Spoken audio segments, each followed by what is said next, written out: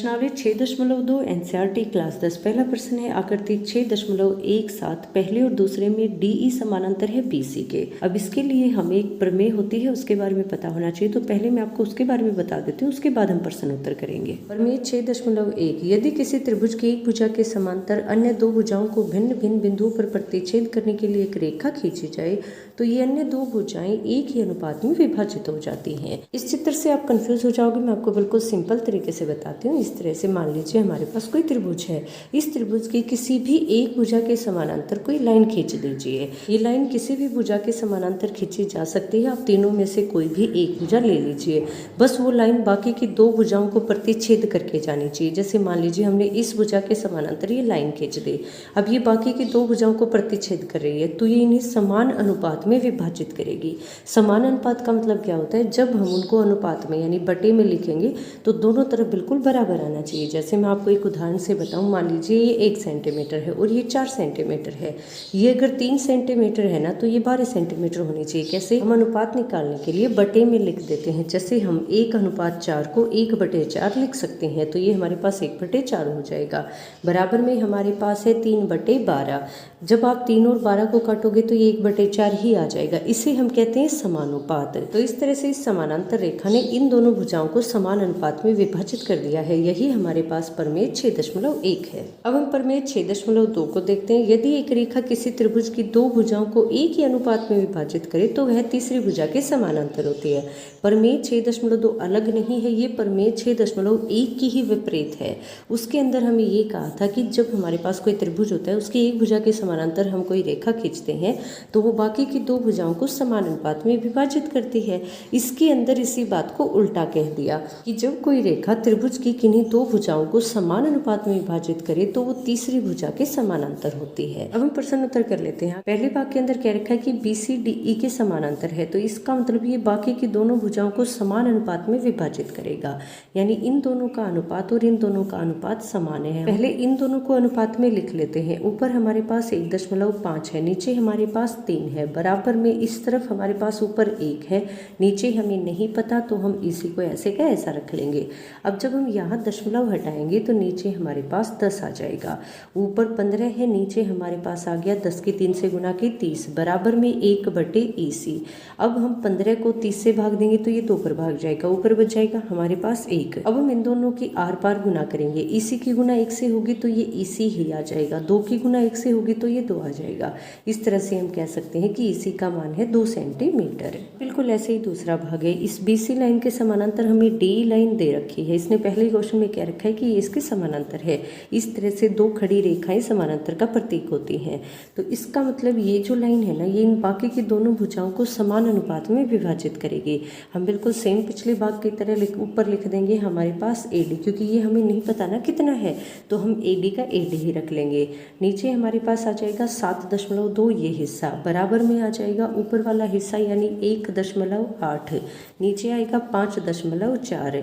अब जब हम इसका दशमलव हटाएंगे तो नीचे हमारे पास 10 आ जाएगा। इसका दशमलव हटाएंगे तो भी नीचे 10 आ जाएगा, 10 से 10 कट जाएगा। इस तरफ हमारे पास बच गया 18/54। दूसरी तरफ AD ऐसे का ऐसा है, नीचे बटे में है 7.2। 18 को जब हम 54 से भाग देंगे तो ऊपर 1 आ जाएगा और नीचे 3 आ जाएगा। अब हम कटने के बाद हमारे पास बच गया AD/7.2 बराबर में है 1/3। अब हमें AD का मान निकालना है ना, तो हम AD को एक तरफ रख के बाकी सारा दूसरी तरफ लेकर जाएंगे। ये 7.2 इस तरफ नीचे भाग में है, दूसरी तरफ जाकर गुना में हो जाएगा। जब हम 7.2 का दशमलव हटाएंगे तो नीचे 10 आ जाएगा। जब हम 3 को 72 से भाग देंगे तो ये आ जाएगा हमारे पास 24। अब नीचे 10 है ना, तो इसके नाम का दशमलव लगकर हमारे पास AD का मान आ जाएगा 2.4 सेंटीमीटर। दूसरा प्रश्न है, किसी त्रिभुज PQR की भुजाओं PQ और PR पर क्रमशः बिंदु E और F स्थित हैं। निम्नलिखित में से प्रत्येक स्थिति के लिए बताइए कि क्या EF समानांतर है QR के। अब इस प्रश्न में हमें कोई चित्र नहीं दे रखा, हमें चित्र खुद से ही बनाना है। इसने कह रखा कोई त्रिभुज है PQR और बिंदु E और F PQ और PR पर स्थित हैं। PQ यानी यहाँ E बिंदु हमारे पास स्थित है और यहाँ F बिंदु स्थित है। अब इसने इन सभी के मान दे रखे हैं और पूछ रखा है कि क्या EF QR के समानांतर है। अब इन दोनों का अनुपात अगर बराबर होगा तो इसका मतलब ये इसके समानांतर है, नहीं तो नहीं है। तो पहले हम वो मान रख लेते हैं जो इस प्रश्न के अंदर हमें दे रखे हैं। पहले भाग में हमें पी का मान 3.9 सेंटीमीटर दे रखा है, ई क्यू का मान 3 सेंटीमीटर, पी एफ का मान 3.6 और एफ आर का मान 2.4 दे रखा है। अब हमें पता है कि किसी त्रिभुज के अंदर एक भुजा के समानांतर कोई लाइन जा रही हो तो वो बाकी की दो भुजाओं को समान अनुपात में विभाजित करती है। अब हम देख लेंगे कि इनका अनुपात समान है या नहीं। अनुपात के लिए हम सबसे पहले उसे बटे के अंदर लिखते हैं, तो 3.9/3 बराबर में है 3.6/2.4। अब यहाँ हमारे पास जो दशमलव है इसको हटाने के लिए हम नीचे ले आएंगे 10। ये 39 3 से कट रहा है तो ये आ जाएगा 13 पर भाग होकर 13/10। दूसरी तरफ हमारे पास दोनों तरफ दशमलव है तो हम इसका दशमलव हटाकर नीचे 10 ले आएंगे और इसका दशमलव हटाकर ऊपर 10 ले जाएंगे। 10 से 10 कट जाएगा, ये हमारे पास बच जाएगा 36/24 है। अब ये 12 पर कट रहा है, 12 दूनी 24 और 12 तिये 36 है। इस तरह से ये आ गया 3/2। अब आप ही बता दीजिए क्या 13/10 3/2 के बराबर है? नहीं है। तो इसका मतलब ई एफ जो लाइन है ना वो क्यू आर के समानांतर नहीं है। दूसरे भाग में पी का मान हमें 4 सेंटीमीटर दे रखा है, क्यू ई का मान हमें 4.5, पी एफ का मान 8 सेंटीमीटर और आर एफ का मान 9 सेंटीमीटर। अब हम इनको अनुपात के रूप में लिखेंगे, 4/4.5 बराबर में है 8/9। अब जो ये दशमलव है ना, इस दशमलव के नाम का दशमलव को हटाकर हम ऊपर 10 लगा देंगे। 4 की गुना 10 से की तो ये हो गया 40, नीचे हमारे पास आ गया 45। 5 को जब हम 40 से भाग देंगे 8 आ जाएगा, 5 को जब हम 45 से भाग देंगे 9 आ जाएगा। दूसरी तरफ भी हमारे पास 8/9 ही है। ये फ्लाइन इन दोनों भुजाओं को समान अनुपात में विभाजित करे तो इसका मतलब ये क्यू आर के समानांतर है। ऐसे ही तीसरे भाग के अंदर पी क्यू का मान है 1.28, पी आर का मान है 2.56, पी ई का मान है 0.18 और पी एफ का मान है 0.36। अब हम इन दोनों को और इन दोनों को अनुपात में रखेंगे, 1.28 बटे में 2.56 बराबर में है 0.18/0.36। जब हम इसका दशमलव हटाएंगे तो ऊपर 100 आ जाएगा क्योंकि दशमलव के बाद 2 अंक है। ऐसे ही जब हम इसका दशमलव हटाएंगे तो नीचे 100 आ जाएगा, 100 से 100 कट जाएगा। इस तरफ हमारे पास बच गया 18/36। बिल्कुल ऐसे ही सेम टू सेम यहाँ होगा, यहाँ भी ऊपर हमारे पास 100 आ जाएगा और नीचे भी 100 आ जाएगा। इसका दशमलव हटाकर नीचे 100 और इसका दशमलव हटाकर ऊपर 100, 100 से 100 कट जाएगा तो इस तरफ हमारे पास आ गया 128/256। 18 को 36 से भाग देंगे तो 18 एकम 18 और 18 दूनी 36। इस तरफ हमारे पास आ गया 1/2। ऐसे ही जब हम 128 और 256 को काटेंगे तो ये भी 1/2 पर ही कटेगा। अब दोनों का अनुपात समान है तो हम कह सकते हैं E F line Q R के समानांतर है। तीसरा प्रश्न है आकृति 6.18 में यदि एल एम समानांतर है सी बी और एल एन समानांतर है सी डी के, ये जो लाइन है ये इसके समानांतर है और ये जो पीले वाली लाइन है ये पीले वाली लाइन के ही समानांतर है। आगे इसने प्रश्न में हमें क्या रखा है, ए एम बटे ए बी बराबर ए एन बटे ए डी, ये हमें इसके बराबर प्रूफ करना है। अब इस प्रश्न को करने से पहले मैं आपको एक एक्स्ट्रा पॉइंट बता देती हूँ। मान लीजिए इस तरह से हमारे पास कोई त्रिभुज है, उस त्रिभुज की एक भुजा के समानांतर कोई दूसरी लाइन जा रही है तो हमें पता है कि इन दोनों भुजाओं का अनुपात समान होगा। लेकिन यहाँ हम एक बात और भी कह सकते हैं कि ये जो ऊपर वाला हिस्सा है ना, इसका पूरी भुजा के साथ और ये ऊपर वाला हिस्सा है इसका भी पूरी भुजा के साथ ये दोनों अनुपात भी समान होंगे। मैं आपको एक उदाहरण से समझा देती हूँ। मान लीजिए ये 2 सेंटीमीटर है और ये 4 सेंटीमीटर है, ऐसे ही ये 3 सेंटीमीटर है और ये हिस्सा 6 सेंटीमीटर है। अब हमें पता है कि अगर ये समानांतर रेखा है इसके तो ये दोनों समान अनुपात में होंगे, यानी 2/4 और 3/6। जब हम इनको काटेंगे तो ये 1/2 और 1/2 आएगा। लेकिन हम सिर्फ ऊपर वाले हिस्से का पूरी लाइन के साथ, जैसे ऊपर वाला हिस्सा हमारे पास 2 है और पूरी लाइन 4 और 2 6 सेंटीमीटर हो जाएगी, तो नीचे पूरी लाइन को भी लिख सकते हैं। यहाँ ऊपर हमारे पास 3 सेंटीमीटर है, 3 में 6 को जोड़ा तो ये हो गया 9, 2 को 6 से जब हम भाग देंगे तो ये 1/3 हो जाएगा। ऐसे ही 3 और 9 भी हमारे पास 1/3 आ जाएंगे, तो भी दोनों समान अनुपात में है। हम सिर्फ ऊपर वाला हिस्सा ही नहीं, हम नीचे वाले हिस्से के साथ भी अनुपात निकाल सकते हैं। यहाँ हमारे पास नीचे वाला हिस्सा है 4 सेंटीमीटर, कुल लाइन की लंबाई है 6 सेंटीमीटर। दूसरी तरफ नीचे वाला हिस्सा है 6 सेंटीमीटर और कुल लंबाई है 9 सेंटीमीटर। जब आप इन दोनों को काटोगे ना तो ये दोनों तरफ ही 2/3 और 2/3 आ जाएगा। तो हम सिर्फ इन दोनों का ही अनुपात नहीं निकाल सकते, हम ऊपर वाले हिस्से का पूरी भुजा के साथ या नीचे वाले हिस्से का पूरी भुजा के साथ भी अनुपात निकाल सकते हैं। मैंने आपको ये बात स्पेशल इस प्रश्न के अंदर ही क्यों बताई है, क्योंकि इस प्रश्न के अंदर हमें जो अनुपात दे रखा है ना, वो इसी तरह से दे रखा है AM/AB। अब AM ये पहले वाला हिस्सा है और AB ये पूरी भुजा है, तो हमें इस पहले वाले हिस्से का अनुपात पूरी भुजा के साथ निकालना पड़ेगा। पहले हम त्रिभुज ABC के अंदर देखते हैं। BC भुजा के समानांतर हमारे पास ML है, यानी हम लिख सकते हैं AM/AB। हमें पूरी भुजा लेनी है, आपको इस बात का ध्यान रखना है। ये पहले वाला हिस्सा और ये पूरी भुजा। अब हम इसके अंदर भी देख लेते हैं। ये पहला हिस्सा यानी कि AL/A में हमारे पास ये पूरी भुजा आ जाएगी। अगर ऊपर पूरी भुजा ली है तो हमें नीचे भी पूरी भुजा लेनी पड़ेगी, यानी ये बन जाएगा हमारे पास AM/AB बराबर AL/AC। ऐसे ही हम त्रिभुज ADC के अंदर ले लेते हैं। अब इसमें ये भुजा इसके समानांतर है, तो इसका मतलब ये बाकी की दोनों भुजाओं को समान अनुपात में विभाजित करेगी। अब वैसे ही हम लिख देंगे AL यानी ये हिस्सा ऊपर आ जाएगा, बटे में पूरी भुजा यानी कि AC बराबर में हमारे पास इसका पहला हिस्सा यानी कि AN बटे में ये पूरी भुजा यानी कि AD आ जाएगा। अब हमारे पास ये दो समीकरण हो गए, लेकिन देखिए दोनों ही समीकरण के अंदर AL/AC है, यानी हम AL/AC की जगह AN/AD लिख सकते हैं, क्योंकि बराबर के निशान का मतलब ये क्या होता है कि इसका मान है। अगर मैं आपसे कहूँ कि x बराबर 4 तो इसका मतलब है कि आप x की जगह पे 4 रख सकते हो, तो हम AL/AC की जगह AM/AB रख देंगे, या फिर इस समीकरण के अंदर हम AN/AD रख देंगे, तो हमारे पास बिल्कुल सेम यही आ जाएगा। चौथा प्रश्न है आकृति 6.19 में DE समानांतर है AC और DF समानांतर है AE। ये जो DE लाइन है ये AC के समानांतर है और जो ये DF लाइन है ये AE के समानांतर है।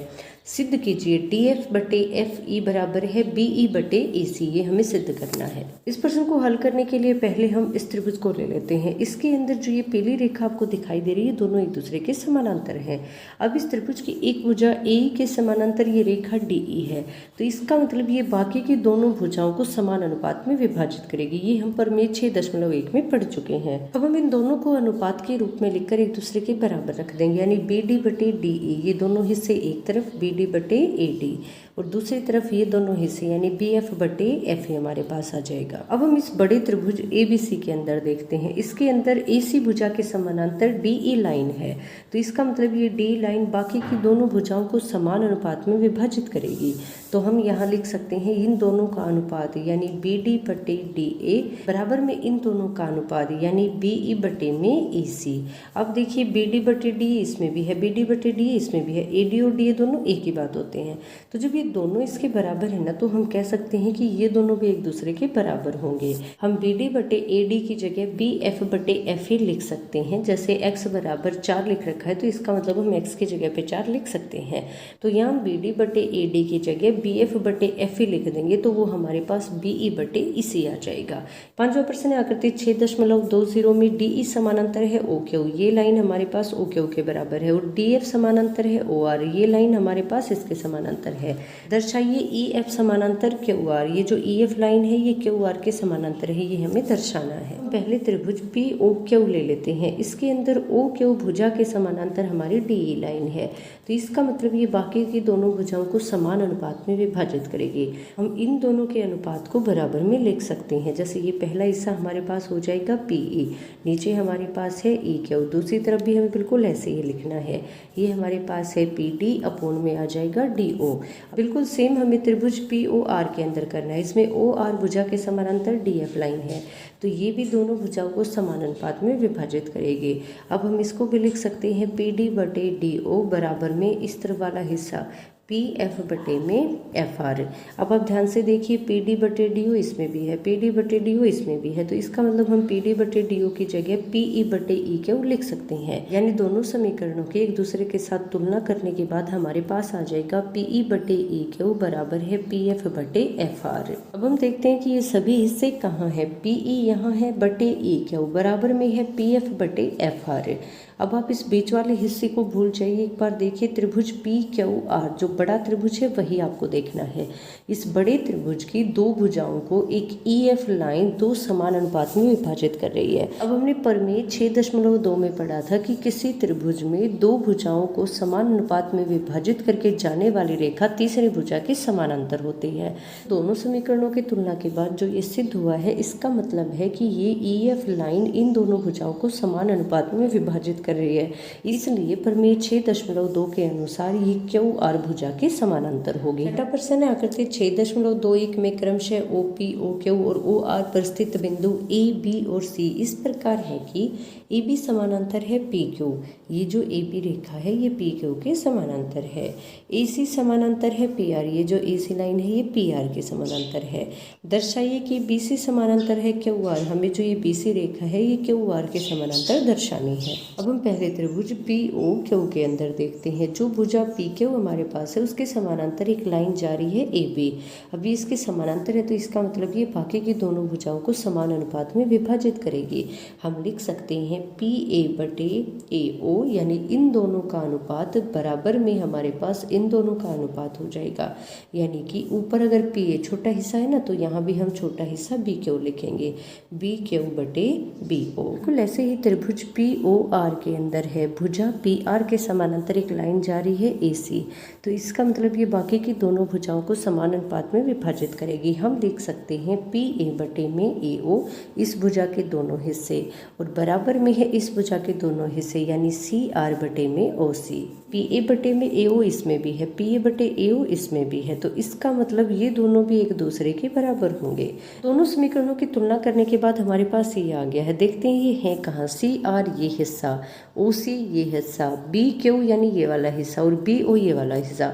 अब आप सिर्फ और सिर्फ इस नीचे वाले त्रिभुज को देखिए, इसके अंदर इन दोनों का अनुपात इन दोनों के अनुपात के बराबर है, तो इसका मतलब प्रमेय 6.2 से हम कह सकते हैं कि ये जो BC लाइन जा रही है ना ये QR के समानांतर है। प्रमेय 6.2 में यही बताया गया है कि अगर कोई रेखा त्रिभुज के किन्हीं दो भुजाओं को समान अनुपात में विभाजित करे तो वो तीसरी भुजा के समानांतर होती है। प्रमेय 6.1 का प्रयोग करते हुए सिद्ध कीजिए कि एक त्रिभुज की एक भुजा के मध्य बिंदु से होकर दूसरी भुजा के समानांतर खींची गई रेखा तीसरी भुजा को समद्विभाजित करती है।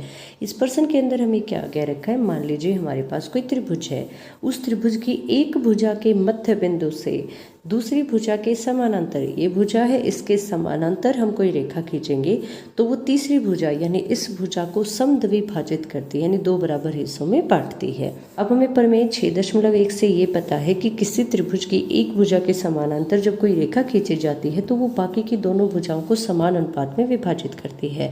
अब उसने दो बातें हमें प्रश्न के अंदर बता रखी हैं, एक तो ये जो E है ना ये इसका मध्य बिंदु है और दूसरा ये जो ये लाइन हमारे पास EF है ये BC के समानांतर है, तो समानांतर होने की वजह से ये समान अनुपात में विभाजित कर देगी और हम लिख सकते हैं AE/AB बराबर है AF/FC। इसने कह रखा कि जो ये E बिंदु है ये AB रेखा का मध्य बिंदु है, यानी इसे दो बराबर भागों में विभाजित कर रहा है। अगर ये 3 सेंटीमीटर है तो ये भी 3 सेंटीमीटर है, अगर ये 4 सेंटीमीटर है तो ये भी 4 सेंटीमीटर है।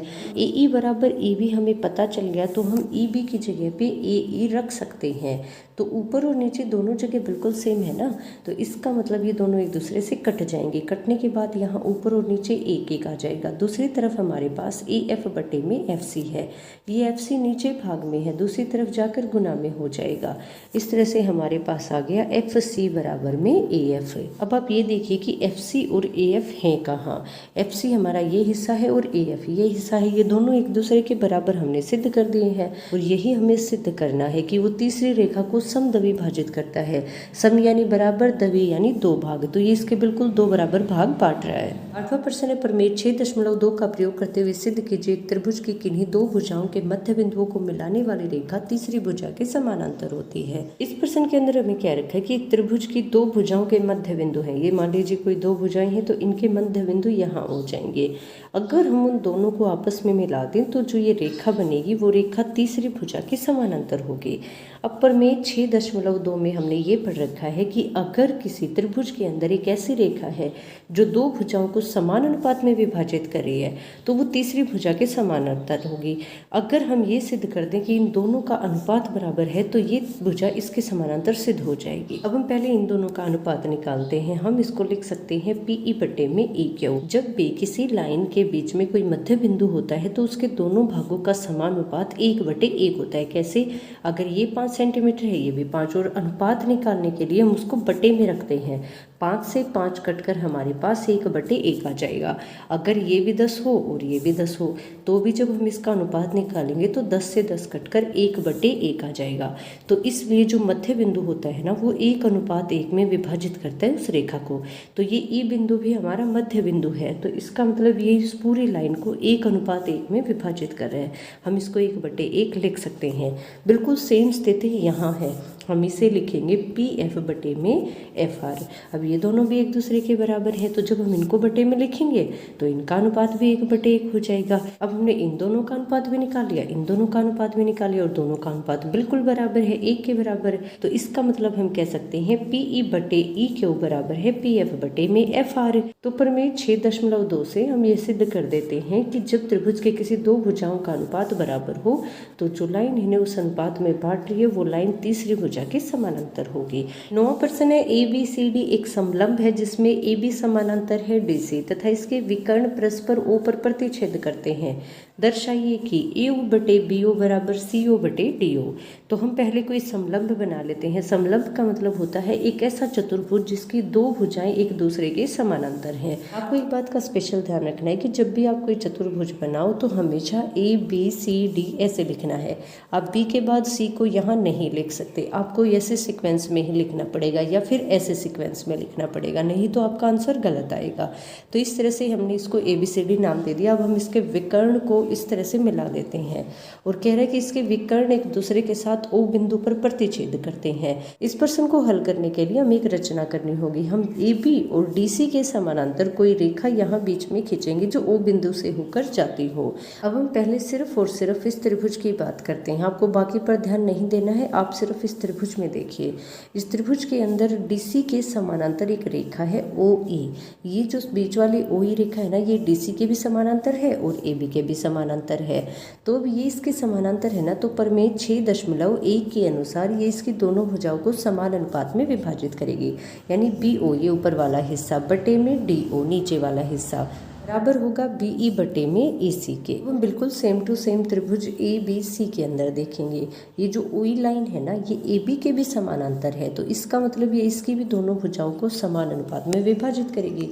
तो हम यहाँ लिख सकते हैं AO बटे में OC, यानी ये दोनों हिस्से बराबर में है BE बटे में AC के। देखिए BE बटे AC इसमें भी है और BE बटे AC इसमें भी है, तो इसका मतलब हम कह सकते हैं कि ये दोनों भी एक दूसरे के बराबर होंगे। आप इस समीकरण को 1 नाम दे दीजिए और इस समीकरण को 2 नाम, और लिख दीजिए कि समीकरण 1 की तुलना 2 से करने पर हमें प्राप्त होता है AO बटे OC बराबर BO बटे DO। अब हमें प्रश्न में जो सिद्ध करना है उसमें AO बटे BO है, लेकिन हमें जो मिला है उसमें AO बटे CO है। तो हमें थोड़ा सा यहाँ आर पार लेकर जाना पड़ेगा। ये जो BO है ना ऊपर, इसको हम जब दूसरी तरफ लेकर जाएंगे तो ये नीचे भाग में आ जाएगा। ये CO नीचे भाग में, जब हम इसको दूसरी तरफ लेकर जाएंगे तो ये गुना में आ जाएगा। इस तरह से हमारे पास बन जाएगा AO बटे BO और CO बटे में DO। यही हमें प्रूफ करना था। इस प्रश्न में आपको 2 काम एक्स्ट्रा करने पड़ेंगे। एक तो ये रचना खुद से ही करनी पड़ेगी, आपको कहीं नहीं दे रखा होगा कि आप बीच में से ऐसी लाइन लगा दीजिए। दूसरा आपको BO को इधर लेकर आना पड़ेगा और CO को दूसरी तरफ लेकर जाना पड़ेगा, तभी आप क्वेश्चन में जो बोल रखा है उसको सिद्ध कर पाओगे। 10वां प्रश्न, एक त्रिभुज ABCD के विकर्ण परस्पर O पर प्रतिच्छेद करते हैं और इस प्रकार प्रतिच्छेद करते हैं कि ये अनुपात एक दूसरे के बराबर है। दर्शाइए कि ABCD एक समलंब है। ये प्रश्न 9वें प्रश्न का बिल्कुल उल्टा दे रखा है। अब इस प्रश्न में हमें ये नहीं पता कि वो चतुर्भुज किस प्रकार का है, तो हम इस तरह से कोई आकृति ले लेते हैं और उसके विकर्ण को जब आपस में मिलाएंगे तो वो बिंदु पर प्रतिच्छेद करेंगे। इस प्रश्न को हल करने के लिए भी हमें थोड़ी रचना करनी पड़ेगी। हम इस त्रिभुज को ले लेते हैं, त्रिभुज ABC। इस त्रिभुज में यहाँ हम AB के समानांतर कोई रेखा ले लेंगे OE। अब ये इसके समानांतर है तो इसका मतलब इन दोनों को समान अनुपात में विभाजित करेगी। यानी हम लिख सकते हैं AO AO बटे में OC बराबर है BE बटे में EC। प्रश्न में हमें ये हिस्सा दे रखा है, हम इसको थोड़ा सा बदल देते हैं। इस OC वाले हिस्से को हम इस तरफ ले आएंगे तो ये बन जाएगा AO बटे में OC। यहाँ ये ऊपर गुना में है, इस तरफ आकर भाग में हो जाएगा। यहाँ BO वाला जो हिस्सा है वो नीचे भाग में है, दूसरी तरफ जाकर गुना में आ जाएगा।